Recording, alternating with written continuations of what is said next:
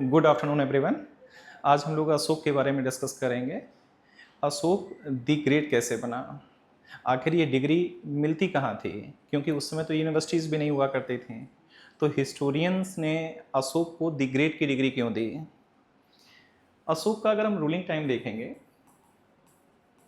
Ashoka the great ruling time 269 BC to 232 BC। हम और अशोक के बीच में अशोक के जो रिकॉर्ड हैं हम उनको टेस्ट करेंगे। अशोक के रिकॉर्ड में क्या लिखा गया है, अशोक ने जो रॉयल ऑर्डर पास किए, जो ऑर्डिनेंस पास किए, जो सुप्रीम डॉक्यूमेंट्स ऑफ लॉ था उस वक़्त का, हम उसको डिस्कस करेंगे और हम अशोक से सीधा कनेक्ट होने की कोशिश करेंगे। तो अशोक से डायरेक्ट कनेक्ट होते हैं बाया द अशोका रिकॉर्ड। अगर हम अशोक रिकॉर्ड देखेंगे, record of Ashoka, record of Ashoka divided into two parts. First, rock edict and second, pillar edict. Rock edict and second, pillar edict. Rock edict को हम फिर से कैटेगराइज करते हैं दो भागों में, major rock edict and minor rock edict. Major rock edict, minor rock addict.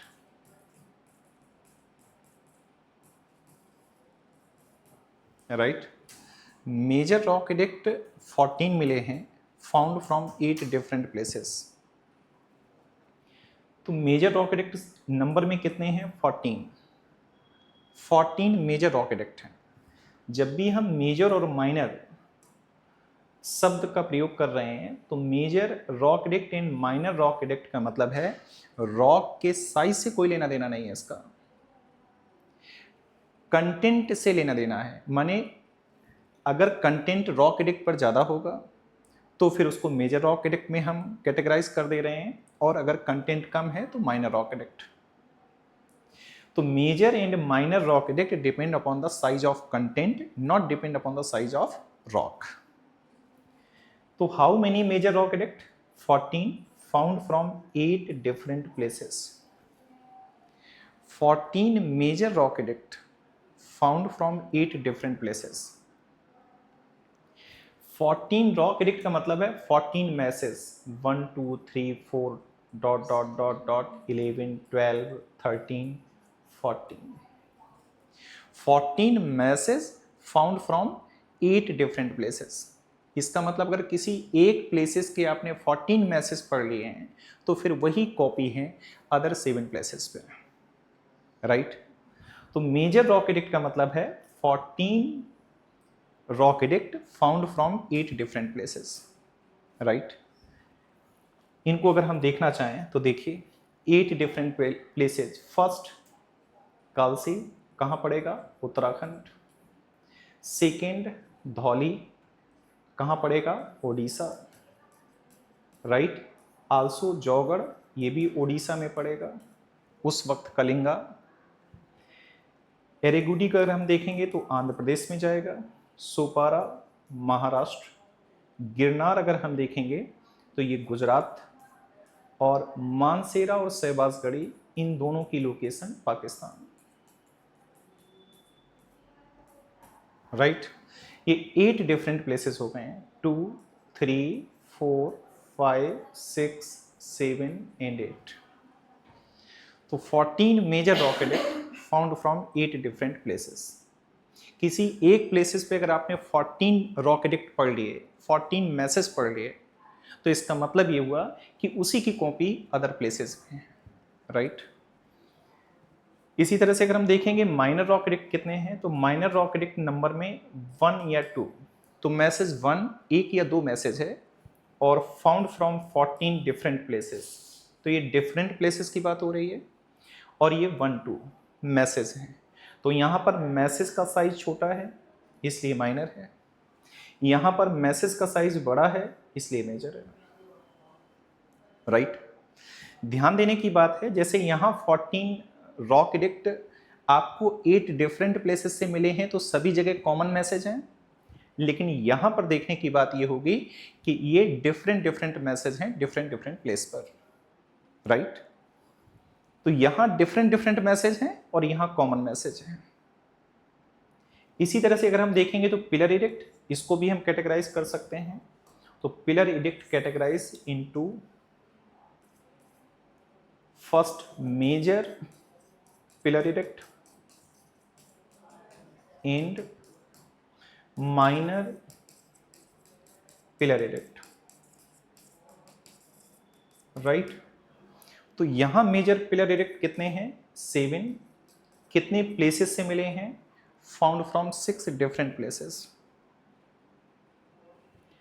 ये हम लोग कोड करते हैं, ये नंबर प्लेसेस को कोड कर रहा है, प्लेस को, और ये नंबर मैसेज को कोड कर रहा है, मैसेज।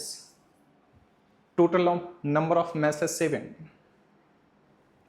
इसी तरह से अगर हम माइनर रॉक एडिक्ट की बात करें तो 1 और 2 message found from the 5 different places. तो ये प्लेस को इंडिकेट कर रहा है, ये मैसेज को इंडिकेट कर रहा है। मैसेज का साइज छोटा है इसलिए माइनर, मैसेज का साइज बड़ा है इसलिए यहां मेजर। और ध्यान देने की बात यह है कि जब अशोक मगध को एड्रेस करेगा, मगध उस वक्त स्टेट का नाम है, तो अगर अशोक मगध को एड्रेस करेगा तो उस समय मेजर रॉक एडिक्ट के थ्रू एड्रेस करेगा। जब रीजनल इश्यूज को, रीजनल प्रॉब्लम्स के सलूशन को देगा या एड्रेस करेगा रीजनल प्रॉब्लम को, तो माइनर रॉक एडिक्ट या माइनर पिलर एडिक्ट के थ्रू एड्रेस करेगा। ये एक्चुअली रॉक एडिक्ट, जो रॉक है अशोका, वो क्या है? वो rock of record of Ashoka जो है वो क्या है? वही उस वक्त का कॉन्स्टिट्यूशन है। इसी को हम कॉन्स्टिट्यूशन कह सकते हैं, supreme documents of law during that time.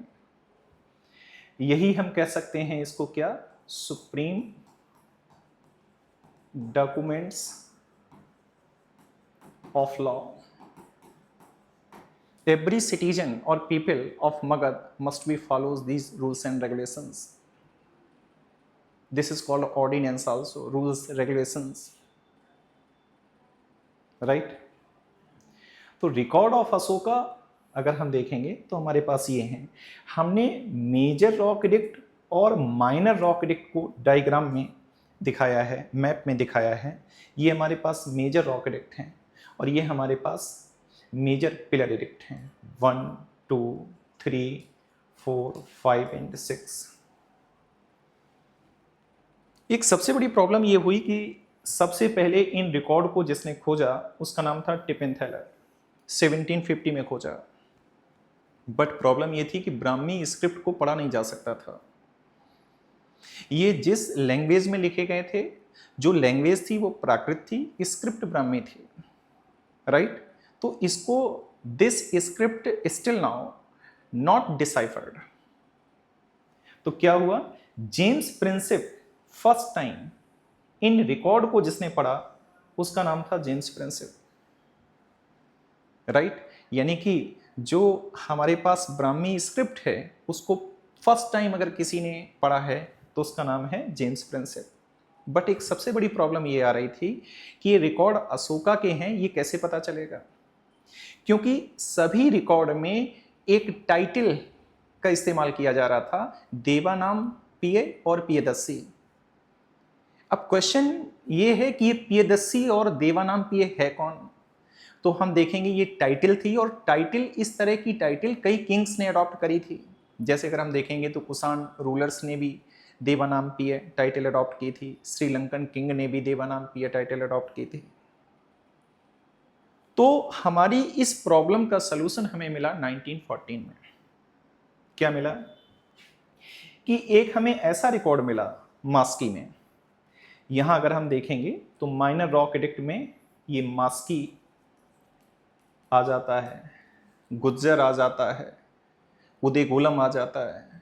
तो ऐसे कुछ हमें 4 रॉक एडिक्ट मिले, माइनर रॉक एडिक्ट मिले, जिसमें अशोक का पर्सनल नेम मेंशन था। तो पता चला कि हमें ये अशोक के बारे में डिस्कशन हो रहा है। तो सबसे पहले 1914 में हमें ये पता चलता है कि ये अशोक के रिकॉर्ड है, तब जाकर के कंफर्म होता है। हिस्ट्री मतलब एविडेंस मांगती है, और 1914 में पहला ऐसा हमें माइनर रॉक एडिक्ट मिला जिसमें अशोक का पर्सनल नाम मेंशन था। उसके बाद पता चला कि ये रिकॉर्ड अशोका के हैं, राइट। अशोका के 2 पॉइंट्स पर हम फोकस करना चाहेंगे। पहला, बैटल विथ कलिंगा, कलिंग के साथ बैटल। अगर हम एक पिक्चर आपके सामने रखें तो इस पिक्चर में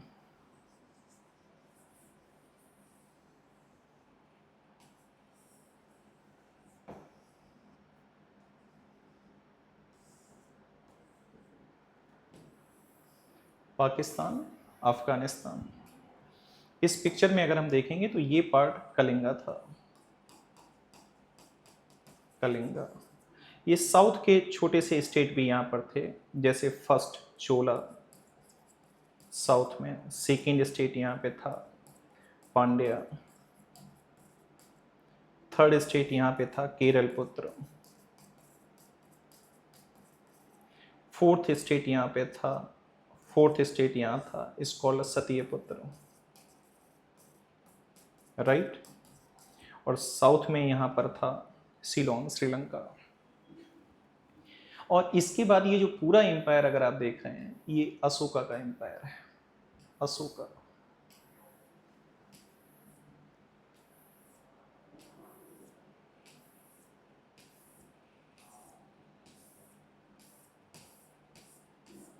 राइट। तो empire of Chandragupta Maurya, empire of Chandragupta Maurya CM equal to empire of Bindusara. Bindusara उसका बेटा है। 6 लाख आर्मी के साथ चंद्रगुप्त मौर्य ने डोमिनेंसी स्टेब्लिश करी ओवर इंडियन सब कॉन्टिनेंट, राइट। तो ये स्टेटमेंट है ग्रीक स्कॉलर का। कलिंग को चंद्रगुप्त मौर्य ने नहीं जीता और बिंदुसार ने कोई बैटल किया नहीं। अशोक ने केवल एक बैटल किया और वो था कलिंगा वार। कलिंग वार अशोक ने कब किया? कलिंग वार अशोक ने किया 261 बीसी। इसका जिक्र उसने किया है अपने एक मेजर रॉक एडिक्ट में। मेजर रॉक एडिक्ट अगर हम देखेंगे, मेजर रॉक एडिक्ट नंबर 13, इसमें जिक्र किया है अशोक ने कलिंग वार का। More than 1 lakh people were died, 1.5 lakh people of Kalinga उनको अरेस्ट किया गया। तो एक बड़ी कैजुअलिटी मलिक कलिंग में हुई। इसका मतलब ये हुआ कि कलिंग एक पावरफुल स्टेट था। इस स्टेट का नाम था मगध। ये स्टेट मगध है और इस स्टेट की कैपिटल पाटलिपुत्र है। ये पाटलिपुत्र है,